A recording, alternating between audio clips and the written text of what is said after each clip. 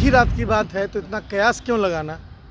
जनता ने जो फैसला दिया है कल सुबह से आप सुनना शुरू करेंगे। हमें पूरी उम्मीद है कि दोनों सीट हम भारी बहुमत से जीतेंगे। सर नमस्कार, लाइव सीरीज देख रहे हैं, मेरा नाम उत्कर्ष है। 2 सीटों पर जो चुनाव हुए हैं उसके नतीजे कल आने वाले हैं और ऐसे में देखिए लगातार जो बातें उठ रही हैं कि क्या राजद जीतेगी, क्या बीजेपी जीतेगी, क्योंकि यहाँ महागठबंधन और एनडीए की बात हो रही है और ऐसे में तमाम पार्टियां जो हैं वो दमखम दिखा चुकी हैं। और देखिए बिहार सरकार के मंत्री आलोक मेहता, जब इनसे ये सवाल पूछा गया तो उन्होंने साफ कह दिया एक रात की ही बात है, कल पता चल जाएगा कौन जीतेगा। हालांकि उन्होंने जीत का भी दावा किया है। जब उनसे ये सवाल पूछा गया कि क्या कुडनी में जो उपचुनाव होने वाले हैं उसको लेकर क्या कहेंगे, तो उस पर उन्होंने साफ कहा उस पर अभी जो बातें निकल के सामने आ रही है उस पर तमाम चीज़ों पर अभी मंथन होना बाकी है, क्योंकि जिस तरीके से हाईकोर्ट का ऑर्डर आया है और इन्हीं के साथ यानी कि अनिल सैनी के साथ जिस और नेताओं पर इस पर अपराध के लेकर जो बातें उठी थी उसको लेकर बताया जा रहा है कि उत्तर प्रदेश के जो अभी उप मुख्यमंत्री हैं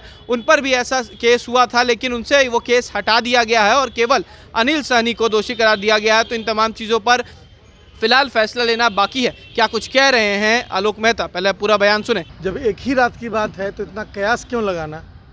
जनता ने जो फैसला दिया है कल सुबह से आप सुनना शुरू करेंगे सब लोग। और हमें पूरी उम्मीद है, भरोसा है कि जनता ने इस महागठबंधन पर मुहर लगाए।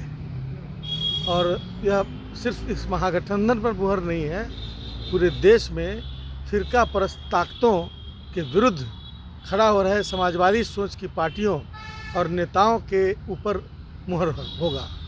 हमें पूरी उम्मीद है कि दोनों सीट हम भारी बहुमत से जीतेंगे। सर एक और उपचुनाव होने वाला है कुडनी में, वहाँ पे आपके ही विधायक थे अनिल सैनी, अब उनका सीट खत्म हो चुका है। 5 दिसंबर को जो है चुनाव होने हैं, उसको लेकर क्या तैयारियां हैं? उस पर कानूनी राय ली जा रही है और जो हमारे अनिल सैनी जी हैं उनको मतलब उनकी सदस्यता जैसा कि सुना है कि समाप्त की गई है, लेकिन उन्हीं के केस में, उसी केस में जो दूसरे व्यक्ति थे, सांसद उस समय के तत्कालीन सांसद जो आजकल उत्तर प्रदेश में उप मुख्यमंत्री हैं, ब्रजेश पाठक जी शायद नाम है, तो ब्रजेश पाठक जी का उसमें एक्यूटल हो गया है उसी केस में। तो स्वाभाविक है ये मामला अभी कोर्ट में है और मैं समझता हूँ कि कोर्ट की तरफ से कुछ डायरेक्शन होगा, यदि तो इलेक्शन कमीशन को भी उसकी सूचना जाएगी।